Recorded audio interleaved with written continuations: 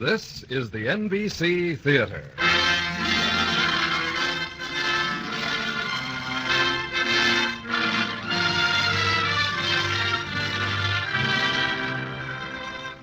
From the NBC Theater in Hollywood, an hour-length drama based on the John Dos Passos novel, Manhattan Transfer. The dramatization by Ernest Kenoy of NBC, with a recorded intermission commentary on the writings of John Dos Passos by Dr. Harvey C. Webster, Director of Education by Radio courses at the University of Louisville. John Dos Passos has long been one of America's most vigorous experimenters in literary techniques, and Manhattan Transfer is certainly one of his most glittering experiments. It is, in a real sense, a literary mural rather than a story, with many unrelated characters caught in action against the background of New York in the early 1920s. It is impressionistic, a documentary broadcast distilled from the Manhattan of the period by a brilliant poet-journalist. And this is it, Manhattan Transfer by John Dos Passos.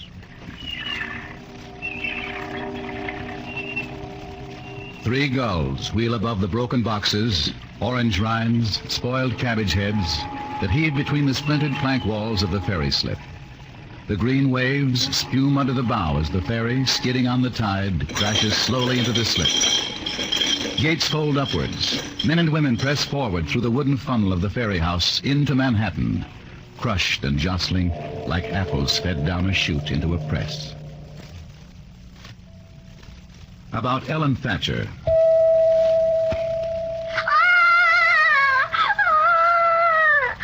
That you, Ed? I brought you some flowers, Susie. Ed, they're Jack roses. You shouldn't have. A fella doesn't have a daughter every day. Say, you think the nurse will let us hold the baby? I hate her, Ed. She gives me the fidgets, that woman does. Nothing but a mean old maid. Oh, never mind, dear. It's just for a day or two.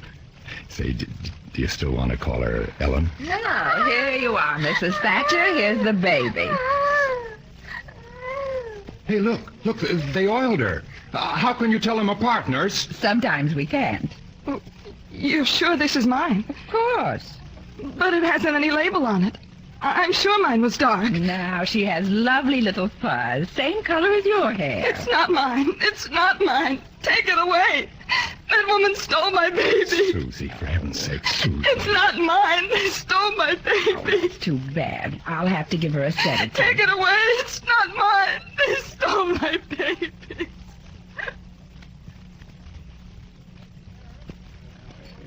Yes, sir. My wife just had a little girl. No, I had a boy. Really? Well. How about having a drink on it? Well, sure. To Kulmaka, imported. Right. My name is Shoka, Morris Shoka. I'm Ed Thatcher. Here's your beer. Well, here's how, Mr. Thatcher. I'm hoping that when my boy drinks to his boy, it'll be champagne. Hey, Mr. Thatcher. You gotta have big money to raise kids. Yes, sir. Yeah? Now, I want my girl to be a quiet, homey girl, not like these young women nowadays. Yeah, you gotta save to provide. It ain't no use in saving. I saved 10 years, and then the bank went bust. Left me nothing but a bank book. Get a close tip and take a chance. That's the only system. Yeah, a man that's ambitious got to take chances. I'm gonna call my girl Ellen, after my mother.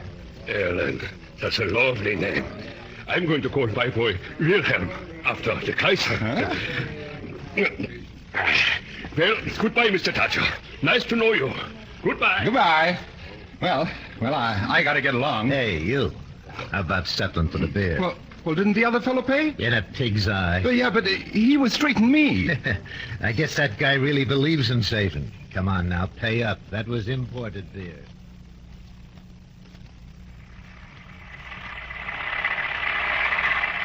Steel, the city of steel. There were Babylon and Nineveh. They were built of brick. Athens was gold marble columns. Rome was held up on broad arches of rubble. But here, steel, glass, tile, concrete will be the materials of the skyscrapers. Crammed on the narrow island, the million-windowed buildings will jut glittering, pyramid on pyramid, like the white cloud head above a thunderstorm. In the newspapers, 1905, Relieve Port Arthur in the face of the enemy.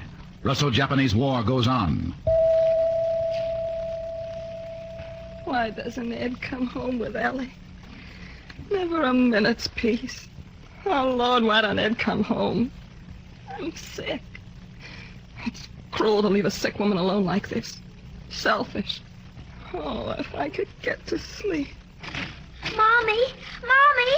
Mommy! Please, Ellie, please, I've got an awful headache. Mommy, I want to be a little boy. Quieter, dear. Mother's not feeling well. I want to be a little boy. Ed, what have you done to the child? Oh, we just been to see Peter Pan. Maud Adams was fine, real poetic. I said before it was silly to take such a little child to the theater. Oh, Daddy, I want to be a boy. Well, I like my little girl the way she is. We'll have to go again, Susie, and take you. And you know very well I won't be well enough.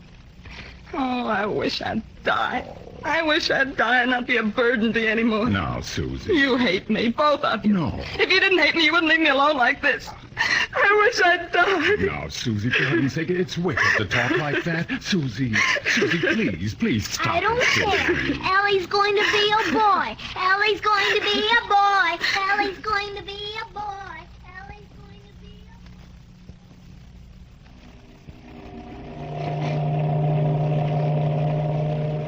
All along the rails of the steamer, there were faces. In the portholes, there were faces. Leeward, a stale smell came from the tubby steamer that rode at anchor with the yellow quarantine flag drooping from the foremast. Look at them immigrants. I'd give $1 million to know what they came for. Just for that, Pop, $1 million? It's a land of opportunity. One thing I do know. When I was a boy, it was the Wild Irish came in the spring with the first run of the shad. Now, there ain't no more shad. And them folks, Lord knows where they come from. Oh, what's the difference, Pop? They're here. It's a land of opportunity.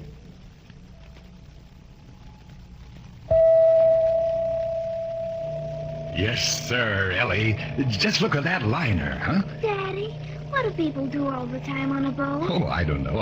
I suppose they walk around the deck and play cards and read and that sort of thing. Then they have dances. Dances on a boat? Uh-huh. Wouldn't it be awful tippy? Well, that's what they do on them big modern liners. Daddy, why don't we go on one? Well, maybe we will, if I can save up some money. Daddy, why aren't we rich? Oh, there are lots of people poorer than us, Ellie. You wouldn't like your daddy any better if he were rich, would you? Oh, yes, I would, Daddy. Well, it might happen someday. Oh, look at that big boat. That's the boat I want to go on. That's the Harabic. Oh, is it really? Indeed it is, sir. Yes, sir, the Harabic. Yeah, one of the biggest afloat. I find a steward on many a boat like that. But now, in my old age, they've laid me off. Oh, well, we all have hard luck sometimes. Well, some of us has it all the time, sir. This country ain't no place for an old man. It's for the young and the strong it is. Daddy, let's go away. I don't like this man. All right, Ellie, we'll go take a look at the sea lions. You couldn't find me the price of a cup of coffee now, could you, sir? Just a nickel. That's all an old man needs. Well, all right. Here. Yes, thank you. God bless you, sir. Thank you, sir. But, Daddy, Mommy said never to let people speak to you in the street, and to call a policeman if they did, and to run away as fast as you could on account of kidnapping. No danger they're kidnapping me, Ellie. When I grow up, will I be able to talk to people on the street like that? No, dear, you certainly will not. If I'd been a boy, could I? Well, I guess you could. Look at that boat, Daddy. There are an awful lot of people coming here, aren't there? Yep, there sure are. Decks are black with people. I wonder where they all...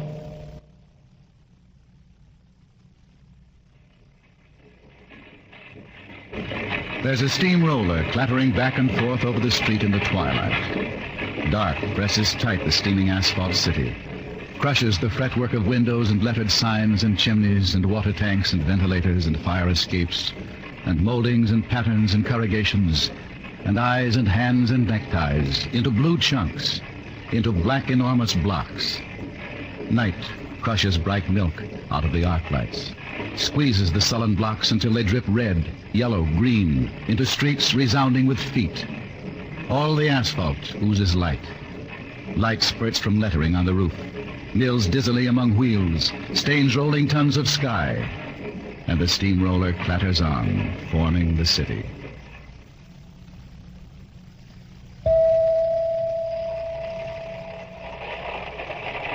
Manhattan transfer, change for Trenton, Philadelphia, Washington, Manhattan transfer. Well, here we are, Ellie, dearest. Please don't call me Ellie, John. I'm sorry, dearest. Why did we stop? Well, we're at Manhattan Transfer. You see, oh, Prince's daughter, we get the train at Penn Station, then it switches over here in the wilds of Jersey. You're funny, John. We're off, little girl. I'm 18. 18. Behold, thou art fair, my love. Thou art fair. Thou hast dove eyes within thy locks. Is that from your show, John? It came to me. Why are you looking away, Ellie? Elaine? I don't know, really. My new kid glove is split. And your suit is tight at the elbows. The wheels rumble, don't they? Listen. Manhattan transfer, Manhattan transfer, It's a long time till we get to Atlantic City. I'll feel better then. I got to. I feel gay then. Elaine Thatcher Oglethorpe. Oh, that's a very fine name, isn't it, darling? Oh, stay me with flagons, comfort me with apples, for I am sick of love. You're my wife now, Elaine. You're my husband now, John. Oh, thou art fair, O daughter of my heart. What's the matter, Elaine? John, let me past you. What's the matter? I want to go to the washroom. I think I'm going to be sick.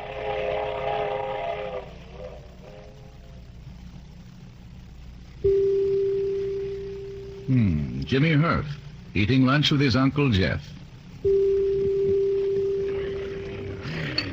Look around, Jimmy. What do you think of it? It's a fine club, all right. Wealthiest, most successful men in the country eat lunch here. Look at that table in the corner. Man with the powerful jaws, J. Wilder Laporte. Really? Yes, sir. Well, Jimmy, you probably know why I brought you down here. I'm the executor of your poor mother's will, and I want to explain how things stand. You're 16, aren't you, Jimmy? Yes, sir. Now, this is the way it stands. You got enough money to see you through Columbia. Since you insist on going to Columbia, your Aunt Emily and I would rather see you go to Yale or Princeton, but at your age, I was sweeping out an office down on the street. It's thrift and perseverance that... Well, what I advise is for you to work your way up through the firm. And James, don't forget this. If a man's a success in New York, he's a success. Well, what are you going to make of yourself? Whatever you say, Uncle Jeff. Oh, does that mean you'll work in my office for a month? Get a taste of business, huh? I suppose so, Uncle Jeff. Well, I think you've come to a very sensible decision. Now, my boy, what do you say to dessert? Whatever you want, but I suggest the eclair. Yes, sir, the eclairs here are the best in the city.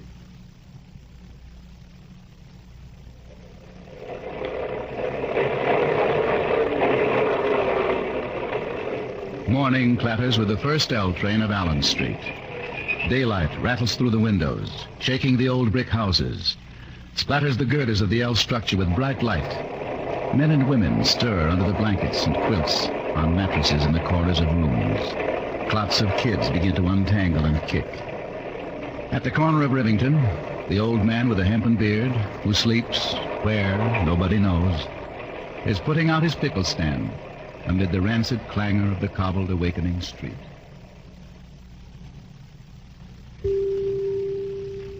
Ruth Pran!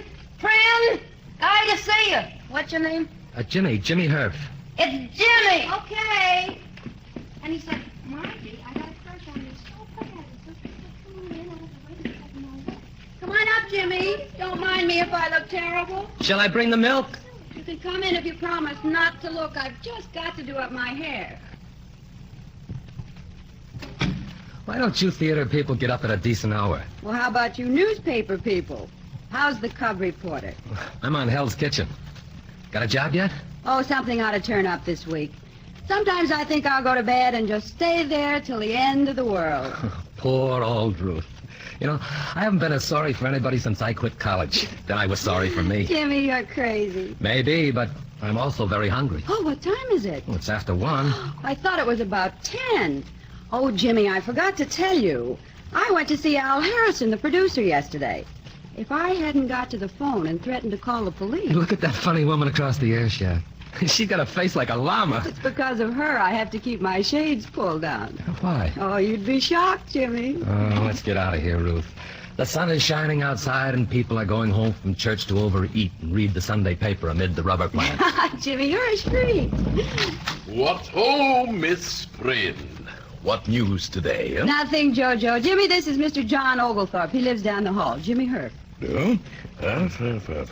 In Atlanta, there was an old family of hers. Not the same. Ah, yes. At one time, Hosea Herf and I were boon companions. Today, sir, he is president of the First National Bank of Scranton, Pennsylvania. And I, a mere mountebank, a thing of rags and patches. Jojo, come back in here. Yes, my dear. Poor dear Elaine. She needs her rest, so... Jojo. Coming, dear. What the devil was that? The Ogle? Oh, he comes out of his lair every once in a while. Is that lovely girl with the copper hair his wife? Well, Elaine Oglethorpe does have reddish hair. She's not so darn lovely either. She made some kind of a small hit in that musical Peach Blossom. It's a shame she's got that for a husband. Ogle's done everything in the world for her. If it wasn't for him, she'd still be in the chorus. Strange fish, Jimmy. Strange fish. Let's get out of here, Ruth, huh? Come on. Oh, if you'd ever let me get dressed. Go on, sit down, read the paper or something. I'll be ready in a minute. Well, Elaine, about time you showed up. I'm sorry, George. I didn't mean to keep you waiting. Been busy? Yes, I've been digging in some cases. Have some pastry with your tea? I think so. And lemon, please. Really? But, my dear, it's always the same old complex. It may be true of men, but it says nothing about women. Your feminism rises into an insuperable barrier. What if I am an egoist? Heaven knows I've suffered for it. Now, Why so silent? How's the famous Jojo? Oh, let's not talk about him. Less said about him, the better. Huh? Now, George, I won't have you sneer at Jojo. For better or for worse, he is my husband, till divorce do us part. No, I won't have you laugh. You're too crude and simple to understand him anyway.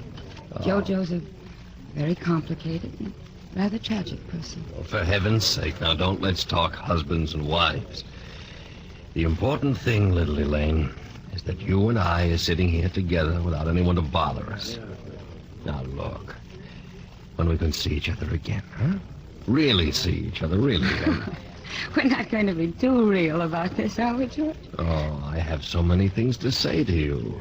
I want to ask you so many things. Is that the way you act when you've got some miserable sinner in the witness box? I thought it was more like, where were you on the night of February 31st? But I'm dead serious, and that's what you can't understand. Or won't. George, there's a young man standing behind you. Huh? Oh. Well, hello, Stan. Where the dickens did you come from? Look, Mr. Baldwin, I know it's awfully rude, but may I sit down at your table for a second? There's somebody looking for me who I just can't meet. Miss Oglethorpe, this is Stanwood Emery, son of the senior partner in our firm. It's so wonderful to meet you, Miss Oglethorpe. I saw you last night, but you didn't see me. Did you go to the show? I almost jumped over the foots. I thought you were so wonderful. Well, how's college, Stan? Oh, I guess it's still there. I wish they'd burn it down before I get back. Well, I guess I can go now. You must excuse me, Mr. Baldwin. My intrusion was infernally rude. Please forgive me, Miss Oglethorpe. Can't make out that infernal young puppy. Poor old Emery's heartbroken about it. He's darn clever. He has a lot of personality, all that sort of thing. And all he does is drink and raise Cain. Guess what he needs is to go to work and get some sense of values. Too much money is what's the matter with most of these college boys. Oh, but thank heavens we're alone again. Elaine, I've worked continuously since I was 14. And the time has come when I want to lay aside all that for a while. I want to live and travel, and think, and be happy. I want to learn to play, ease off the tension. Now, that's where you come in. Oh, let's go out in the country somewhere this evening. I've been stifling in the office all day. I hate Sundays anyway. But my rehearsal... You can be sick. I'll phone for a car. Golly, there's Jojo. What? Just came in. Hello, Jojo. How do you do, my dear? Well, this is indeed a surprise and a pleasure. You know each other, don't you? This is Mr. Baldwin. I do. Forgive me if I intrude on a tete-a-tete. Nothing of the sort. Sit down and we'll all have a highball. I was just dying to see you, really, Jojo. Really? By the way, if you haven't anything else to do this evening, you might slip down in front for a few minutes. I want to know what you think of my reading of the part. Certainly, my dear. Nothing would give me more pleasure. No, waiter. 3 Scotch highballs, please. Confidence, Mr. Baldwin. Confidence between husband and wife is a very beautiful thing. Space and time have no effect upon it. Were one of us to go to China for 1,000 years, it would not change our affection one tittle. You see, George, what's the matter with Jojo is that he read too much Shakespeare in his youth. I've got to go now. Oh, may I take you to the theater? I never let anyone take me anywhere. Jojo, you must stay sober to watch me act tonight. Bye, both of you. Jojo, behave.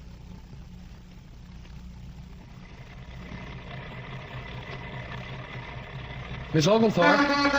Miss Oglethorpe! Oh, Mr. Emmerich. I waited around to see you come out.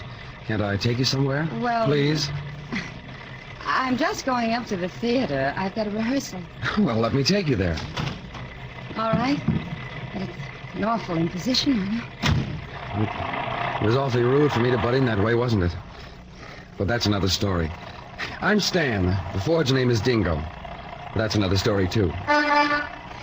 Still, it's nice to meet somebody humanly young. There's nobody humanly young around New York. Oh, I'm too blasted young. Uh-oh. There goes my muffler. Dropped off. We'll probably get arrested. Hope we get put in the same cell. Rings on her fingers, bells on her toes, elephants to ride upon my wild eye. Noon on Union Square. Selling out. Must vacate. The sign in the store window. We have made a terrible mistake. Kneeling on the dusty asphalt, little boys shine shoes. Low shoes, tans, button shoes, Oxfords. The sun shines like a dandelion on the toe of each new shine shoe. Right this way, buddy. Mr., Miss, ma'am. At the back of the store, our new line of fancy tweeds. Highest value, lowest prices. Gents, misses, ladies, cut rate. We have made a terrible mistake. Must vacate. Noon sunlight spirals dimly into the chop suey joint. Muted music spirals Hindustan. He eats fuyong. She eats chow mein. They dance with their mouths full. Slim blue jumper squeezed to black slick suit. Dark curls against dark slick hair. Highest value, lowest price. Must vacate. We have made a terrible mistake. Must vacate. Stan, there's somebody. Down the hall. I thought it might be Jojo. Be just like him to come sneaking around. Ellie, I don't understand how you can live with him. You're so lovely. I don't see you in all this. It was easy enough before I met you. And honestly, Jojo's all right. He's just a peculiar, very unhappy person. But you're out of another world, kid. You ought to live on top of the Woolworth building. In an apartment made out of cut glass and cherry blossoms. How do you get so sunburned, Stan? I guess it's left over from last summer. Jojo's white, like a dead fish. The crowd allowed to talk about him. Look, Ellie, let's beat it out and have a drink. I'd hate to run into somebody now and have to him. Danger. Nobody ever comes home here before 12. I'm just here because I've got a sick headache. Ellie, do you like your sick headache? I'm crazy about it, Stan. Ellie, let's go out and get drunk. Let's do something crazy. Come on, let's go out and get a drink. That's what we need.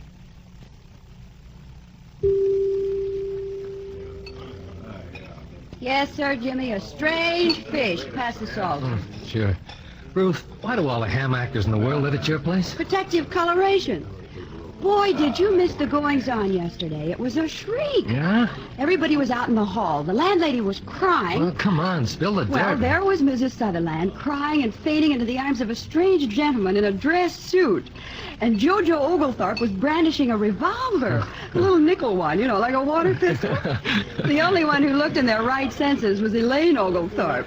You know, that Titian-haired vision that so impressed your infant mind. Oh, no, it wasn't as bad as all that. Well, at last Oglethorpe got tired of his big scene and cried out in ringing tones, "Disarm me or I shall kill this woman." So I grabbed the gun. You did? And Elaine Oglethorpe now, just as if she were taking a curtain call, and said, "Well, good night, everybody," and ducked into her room, cool as a cucumber.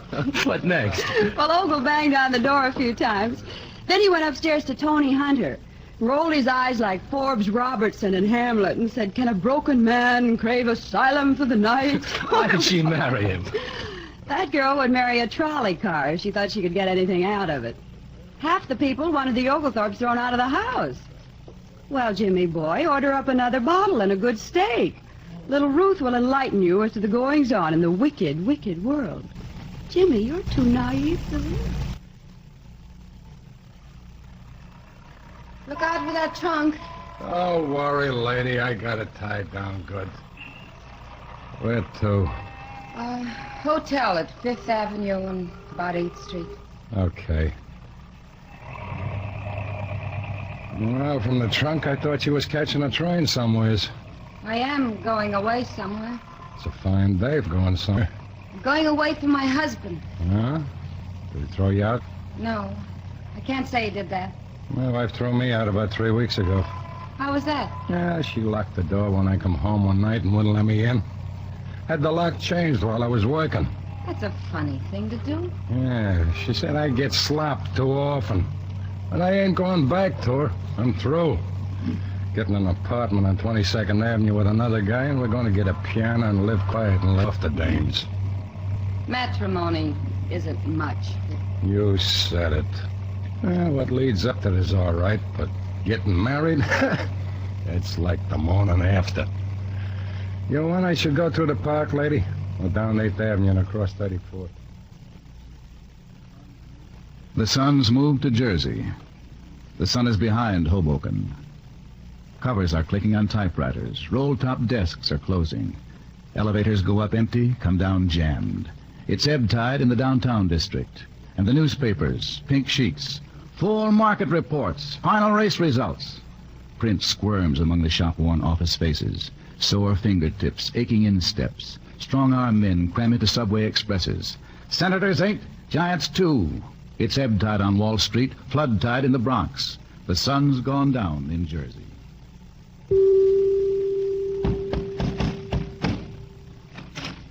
Oh, hello, Stan. Where did you come from? Murphy, my old bosom companion, I am tight as a drum. That's no novelty. Well, I was just giving a weather report.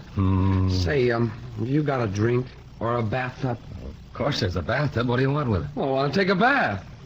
Hold my shirt. Hey! Why do I go on leading this miserable existence in this city? Lead me to the bathtub. Here, you better take off your hat, Stan. No, I knew I forgot something. I got Ellie outside. Come in. Stan, Jojo's here. He's coming up the steps. I won't see him. Jimmy, you make him go away. Where's that bathtub? Isn't there a closet or something here? The room if you want to. Get rid of him, will you, Jimmy? No bathtub. All ready for a bath and no tub. Caught. Caught red-handed. In flagrante delicto. Flagrante delicto. It was not for nothing the intuition led me to this place. Now look at Jojo. The cub reporter, the paid harlot of the yellow press. I read and keep silent. But I am one of the silent watchers of the press. But I know. Look, Mr. Oglethorpe, maybe you The had better... fountain of national life is poisoned at its very source. You tell him, kid. I should prefer to be the meanest stagehand that sweeps the boards than to be a paid purveyor of journalistic filth. Look, you better go home. Elaine's not here. Yippee! I shall go. I shall go into the great light. Well? Starting to rain outside. You better go home while you can still stand up. Go. My blood will be on your head forever, Elaine. Forever, do you hear me? Into the night where people don't sneer and laugh, I go forever. Everybody's loaded. Isn't this the darndest fool business? I'm terribly sorry, Jimmy. Oh, he must have fallen downstairs. Well, it's been nice seeing you. I'm afraid we better stay, Jimmy. Stan passed out. I'll be... Come on, Stan. Come on. We've got to get you to bed. Come on. They pair off hurriedly. Standing up on the roller coaster, strictly forbidden. The climbing chain grates, grips the cars. Jerkily, the car climbs the incline, out of the whirring light, out of the smell of the crowds and the steamed corn and peanuts. Up, jerkily grating up through the tall night of September meteors. Then, the swoop. The sea does a flip-flop. The lights soar. Hair in his mouth, his hand in her ribs. The wind of their falling has snatched their yells. They jerk rapidly upward through the tangled superstructure. Swoop, soar, bubbling lights in a sandwich of darkness and sea. Swoop. Keep your seats for the next ride. From Hollywood, the NBC Theater is bringing you a radio version of Manhattan Transfer by John Dos Passos. And now, our intermission commentator, Dr. Harvey C. Webster. When you get around to reading Manhattan Transfer, you will surely find it intriguing, but you may find it a little perplexing, too. Your trouble will be, if you don't know his other fine books, that you will expect a conventional novel, centered around a single character, or at any rate, only around a few. But John Dos Passos, although he often suggests depths he does not choose to explore, is not so much interested in individual characters as he is in the pattern the collected lives of many characters make. So, in his excellent war novel, The Three Soldiers, he tried to write about all kinds of soldiers, not just the officers and the rare heroes. He tried to show the pattern many men at war make. So, in USA, his most ambitious and longest novel, he tried to get all of America from 1900 to 1929 on paper and in the speech of the people. So, in Manhattan Transfer, he tried to give you the feel of all of New York, of all its peoples and buildings, of all its day life and night life, to give you a pattern that is New York. I say trying, for I don't think Mr. Dos Passos always succeeds, or that he ever completely succeeds any more than Shakespeare does. Brilliant as they sometimes are in insight, brilliant though they always are in technique, Mr. Dos Passos' novel about the Spanish Civil War and The Grand Design, his too bitter novel about the New Deal, are failures beside his earlier, better books. But in these three, USA, The Three Soldiers, and Manhattan Transfer, he has performed as magnificently as any novelist of our time and country. Once you have read these novels, Crisfield, Andrews, Jimmy Hurf, Ellen, Ed Thatcher, Congo Jake, J. Ward Morehouse, Mac, Daughter, I name from his characters quite at random, these people become part of your consciousness, of your illuminated perception of what it is like to be a 20th century American. This dramatization, I hope, will send you to, or back to, the books themselves. Mr. Dos Passos is the inventor, or at any rate the perfecter, of the collective novel that tries to make artistic sense out of the collected lives and places and situations involved in important segments of modern life. He writes beautifully. It takes good forgetting not to remember his portraits of Debs and Steinmetz, his description of Crisfield killing his lieutenant, of hulls above the ferry slip in Manhattan. He has been imitated widely by Americans, both North and South, by Frenchmen, by Russians, perhaps even by some Chinese.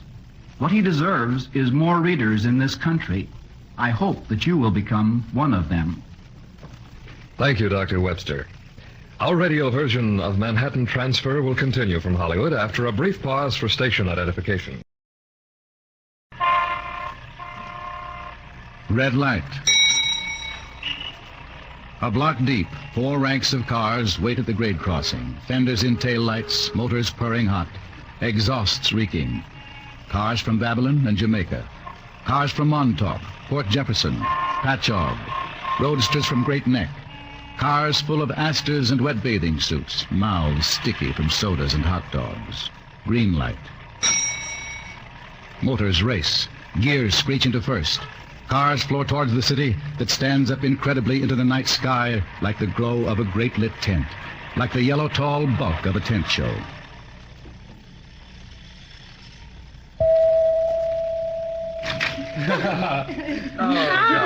Goodness, Miss Elaine, you're late. It's 8:15. Come on, Stan. You wait outside while I get dressed for the show. Oh, no, I wouldn't think of it. I'll be quiet like a little mouse. We'll have to hurry, Miss Elaine. Where's that bottle? You better sober up, darling. I'm going to drink till when I cut myself, whiskey runs out.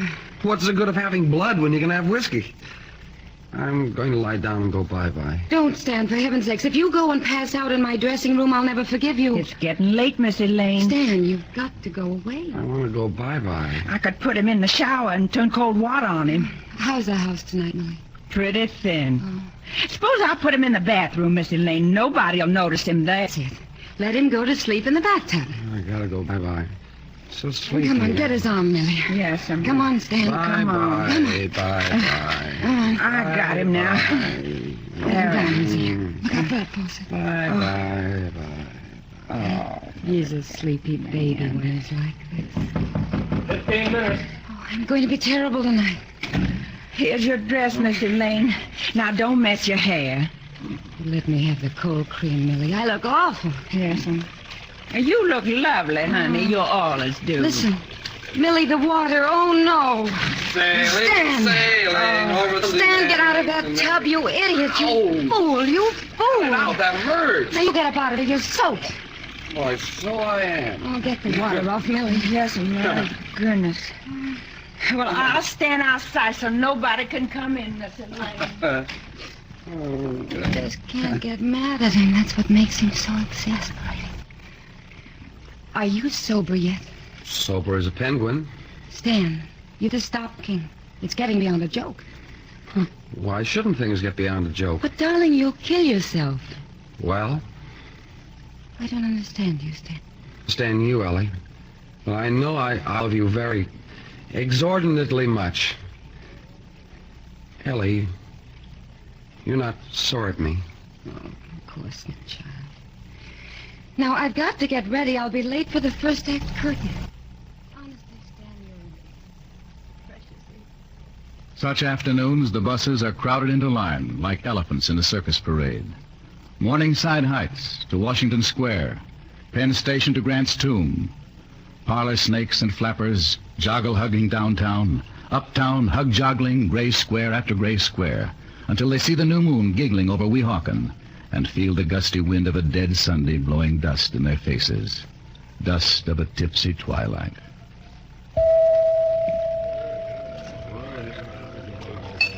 So it's all over, Jimmy. I've got my divorce from Jojo. Have any trouble? Nothing but the 5 statutory questions. Well, in a way, I'm sorry to hear it, Ellie. Well, I'm fond of Jojo. He's a very fine person in lots of ways. It had to be. I suppose so. You know, I really asked you to take me to dinner so I could dig out the truth about Stan. Yeah, I know. I can't find him anywhere, Jimmy. I'm scared. Well, he'll turn up here if he's in town. I turned down a star part today, Jimmy, in Goldweiss's new production. The Zinnia girl? He offered me a run-of-the-play contract. But I want to be free for Stan. Oh. Jimmy, there he is. Oh, he sees us. Hi, Ellie. Jimmy Herf. How are you? Hello, Stan. Oh, I need a drink. This stuff's wearing off. Hello, Stan. I've been on the most extraordinary trip. Honestly, you should have come. We went to Montreal and we came back by Niagara Falls and never drew a sober breath from the time we left little old New York till we got arrested on the Boston Post Road for speeding. Did we, Pearline? Oh, I forgot. Ellie, this is Pearline. How you do? Pearline. Isn't that a fine name? I almost split when she told me what it was. Now, Stan, boy. But you don't know the joke. We got so tight in Niagara Falls that when we came to, we found out we were married. And we have pansies on our marriage license. Good night, Stan. Oh, come on out with us, Ellie. We're going to a party. No, Stan.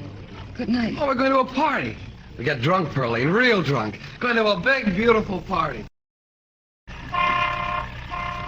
The leaden twilight weighs on the dry limbs of an old man walking towards Broadway. Round the knitting stand at the corner, something clicks in his eyes. Broken doll in the ranks of varnished, articulated dolls, he plods up with drooping head into the seethe and throb, into the furnace of beaded letter-cut light. I remember when it was all meadows, he says to the little boy. Oh, the monkey, he got drunk and stepped on the elephant's trunk. The elephant sneezed and fell on his knees, and that was the end of the monk. The monk. Oh, she was playing. I need another drink. Yeah. Oh, I am a bachelor, and I live all alone, and I work at the weaver's trade. No, I'm not. I'm a married man. I'll fight anybody who says I'm not. Dad, you've had enough. Oh, never enough. Oh, the monkey, he got drunk and sat on the elephant's trunk. Friends, Romans, countrymen, lend me $5. Where's that guy? He's drunk as a skunk. Throw him out of here. He ain't one of the... Throw him out. Get rid of him. One more river. That's the river of Jordan. One more river. Oh, lock won't stand still. Caught it. One more river to cross. I am Stanwood Emery, and I feel fine. Only a little delicate. One more river to cross. Oh, I need some coffee. That's what Stanwood Emery needs, coffee. Oh, now on the stove. Just turn on the gas. Whoops. Something smells funny. Burning. Something's burning. Scotland's burning, Scotland's burning, fire, fire. I gotta pour on something. Kerosene. Wonderful stuff. Up she goes. Oh, I spilled it all over. All over Stanwood Emery. I gotta light a match. Hey, buddy, you got a match? I won't light. Too wet. Careful. Careful. There she goes. Nice little light. Nice little... Wonderful light. One more river, that's the river of Jordan. One more river to cross. You look a little pale, Ellie. Yeah, it was hot in that restaurant. Thanks for walking me home, Jimmy. Feel better? Lots. I'm glad, Ellie. You know, you're the only person around here that calls me Ellie. I like it. Everybody tries to make me feel so grown up since I've been on the stage. Stan used to. Maybe that's why I like it. Things sure are rotten. I wish I could blame it all on politics or something. It's pleasant walking like this. I love a fog. At least you have a career. You like your work. Don't say that. It's true, Ellie. It used to be. Before I met Stan. Before I loved him. Married at 18. Divorced at 22. I didn't understand. But Stan was so wonderful.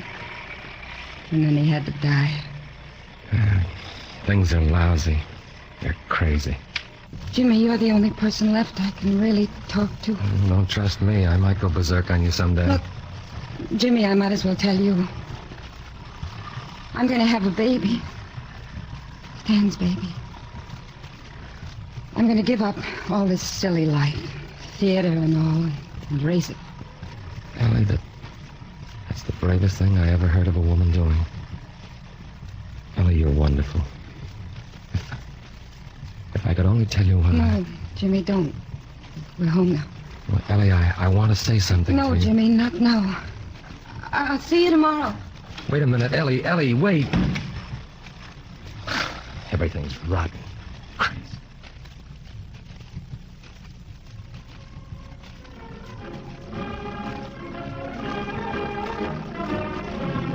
There are flags on all the flagpoles on Fifth Avenue. The war is over, and in the gale of flags and brass bands and trampling horses, shadows like the shadows of claws grasp at the taut flags. The flags are hungry tongues, twisting, licking, curling. The harbor is packed with zebra-striped, skunk-striped piebald steamboats. The Narrows are choked with bullion. They're piling gold sovereigns up to the ceilings in the sub-treasury. Dollars whine on the radio. All the cables tap out dollars. Down Fifth Avenue, the bands blare for the Liberty Loan Drive. Hospital ships sneak up the harbor and land furtively at night at old docks in Jersey. The great flags flap and tug at their lashings on the creaking gold knob poles up Fifth Avenue.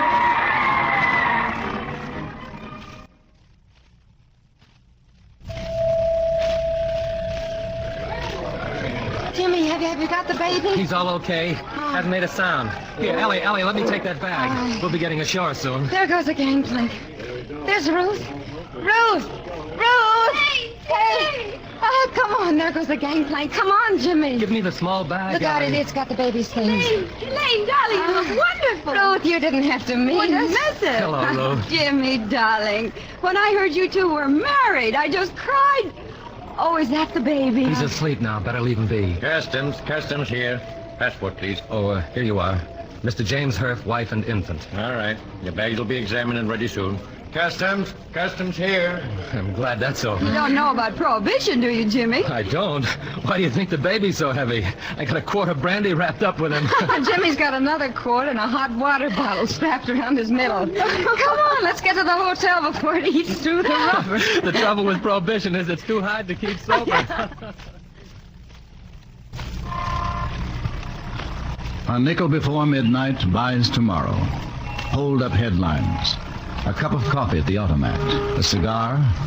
And on 6th Avenue and 14th, there are still fly-spec stereopticons, where for a nickel, you can peep at yellowed yesterdays. Behind the peppering shooting gallery, you can stop into the flicker A Hot Time, The Bachelor's Surprise, The Golden Garter, wastebasket of torn-up daydreams. A nickel before midnight buys our yesterday.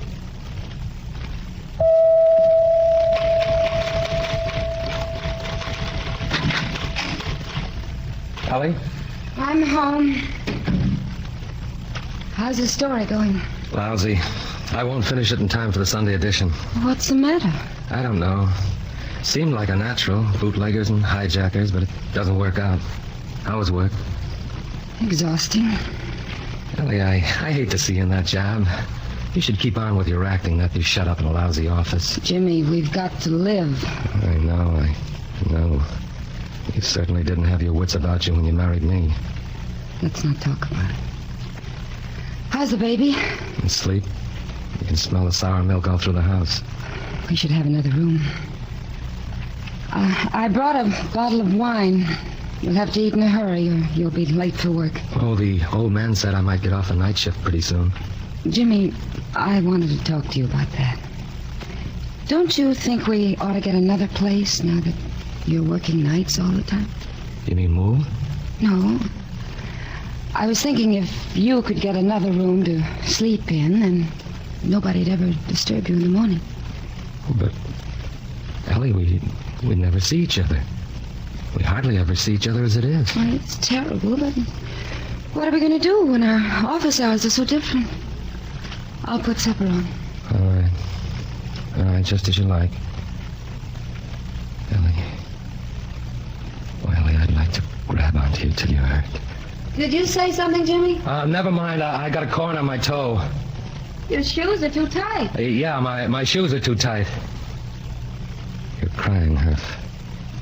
You're feeling particularly sorry for yourself. You've got corns.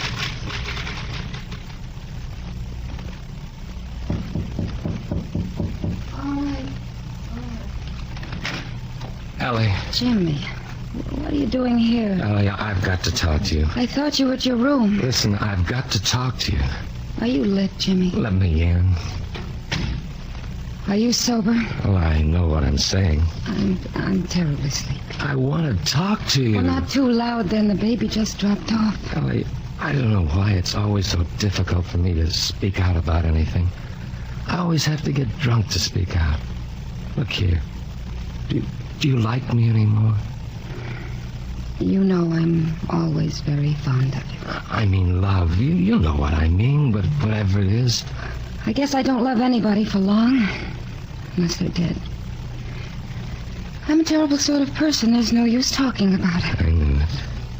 You knew I knew it. Well, things are pretty rotten for me, Allie. Are you really so crazy about me, Jimmy? Look here.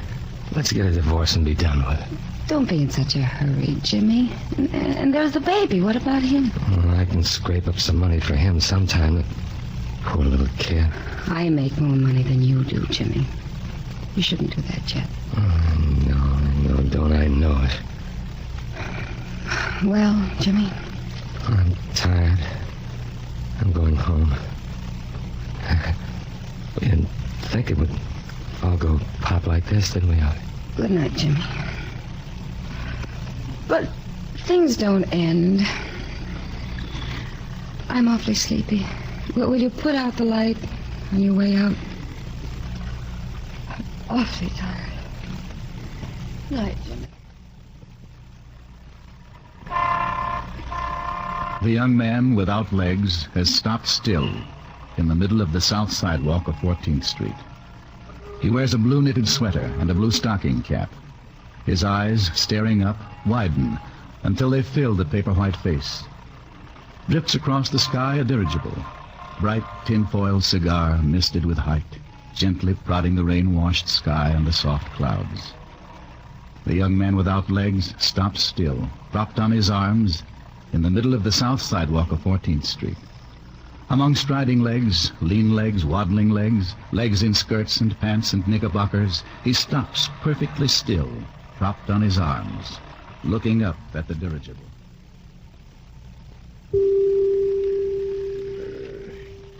You are, Mr. Good stuff. Right off the boat.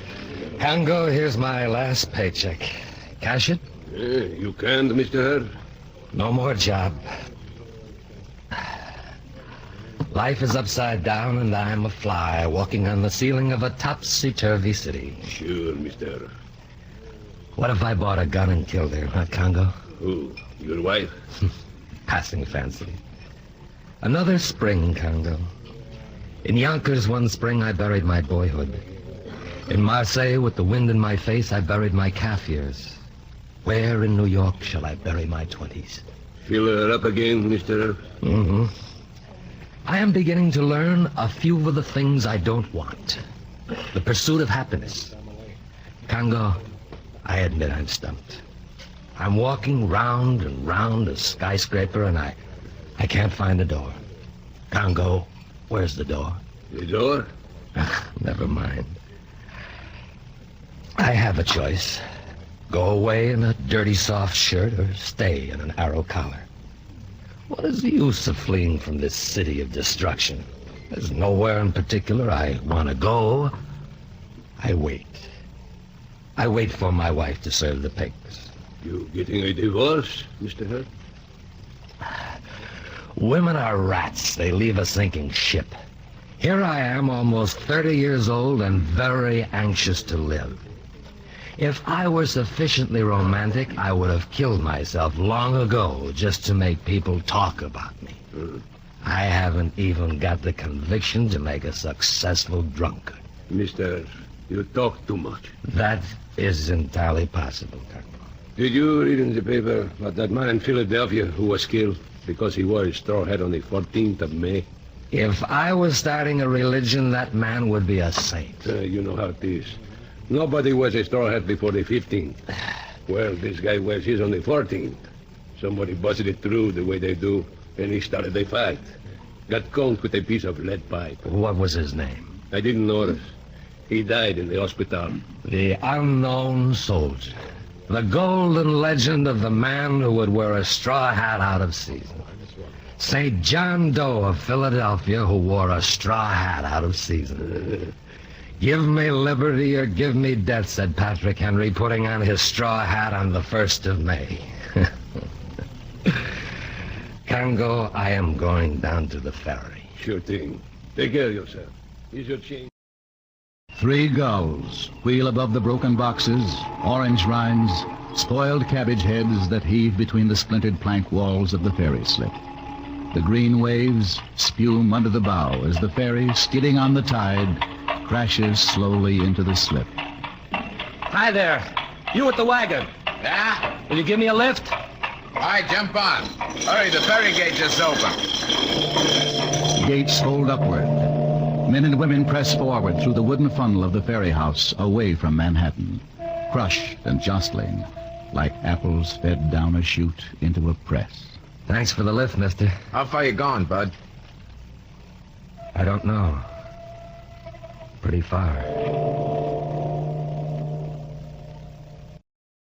You have been listening to Manhattan Transfer, an NBC theater production of the John Dos Passos novel. Be with us next week at the NBC Theater for a production of Thornton Wilder's enchanting novel of the last days of Caesar, The Ides of March, and the following week for Robert Penn Warren's At Heaven's Gate.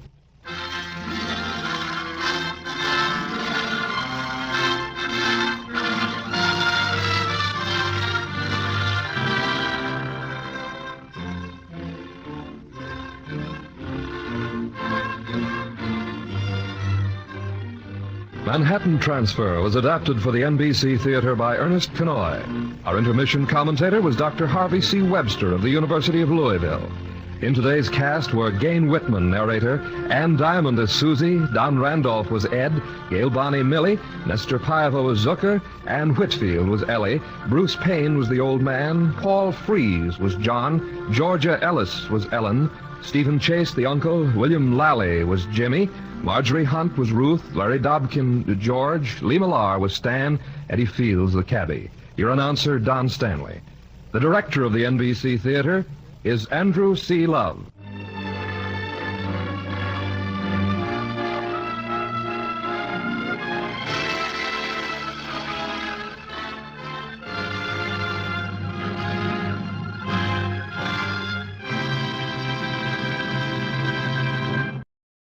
This program came to you from Hollywood. Is on NBC.